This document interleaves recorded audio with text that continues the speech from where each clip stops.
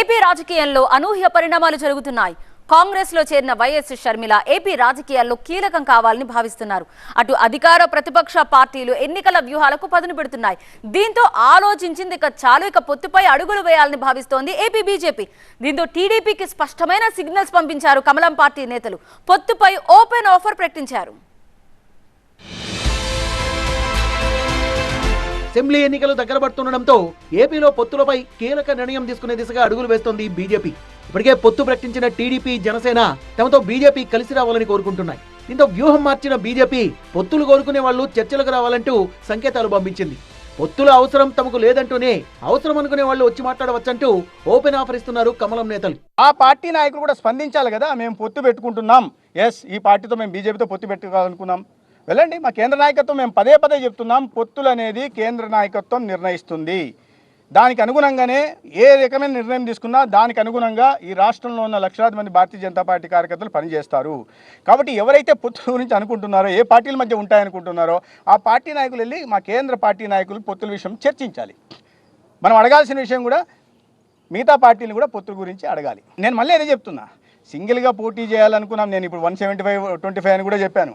ఇప్పుడు open start, ఇప్పుడు అవతల వ్యక్తి నుంచి కూడా రావాలి కదా, రెండు చేతులు చప్పట్లు కలవాలంటున్నాం. ఏపీలో అమలు చేయాల్సిన కార్యాచరణ సిద్ధం చేసేందుకు ముఖ్య నేతలతో కీలక సమావేశం నిర్వహించింది ఏపీ బీజేపీ నాయకత్వం. ముఖ్య నేతల సమావేశంలో టీడీపీతో కలిసి వెళ్లాలనే మెజార్టీ నేతలు సూచించారు. పొత్తులు లేకుండా పోటీ చేస్తే ఓట్లు పెరుగుతాయేమో గానీ సీట్లు మాత్రం రావని అభిప్రాయపడ్డారు పలువురు నేతలు. దీంతో నేతలు తమ అభిప్రాయాల్ని పురంధేశ్వరికి లిఖితపూర్వకంగా ఇవ్వాలని సూచించారు ఆ పార్టీ జాతీయ నేత శివప్రకాష్. మరోవైపు పవన్ తో తాము కలిసి వెళ్తామంటున్న బీజేపీ నేతలు తాము ఎవరితో అయితే కలవాలని పవన్ భావిస్తున్నారో ఆ పార్టీ నుంచి కూడా ఆ విషయం చెప్పించాలని కోరుతున్నారు. నేనేమంటున్నానంటే, పవన్ కళ్యాణ్ గారు మేము ఎవరితో పొత్తు పెట్టుకోవాలనుకుంటున్నామో ఆ నాయకత్వం నుంచి కూడా చెప్పించమంటున్నా. అదే యువగలం వేదిక మీద నుంచి ఆ పార్టీ నాయకత్వం కూడా చెప్పేస్తే సమస్య లేదు కదా, సమస్య లేదు.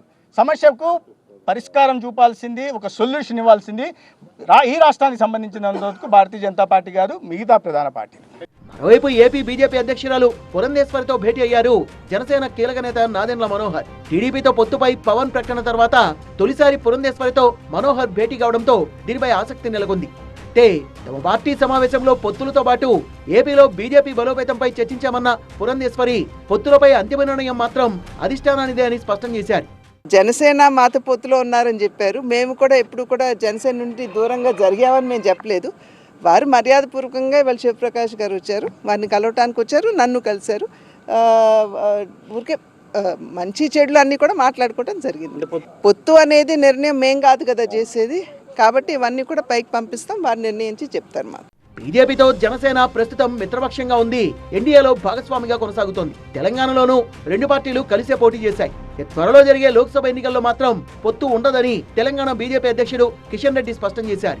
ఏపీలో మాత్రం బీజేపీ తమతో కలిసి రావాలని చంద్రబాబు, పవన్ కోరుకుంటున్నారు.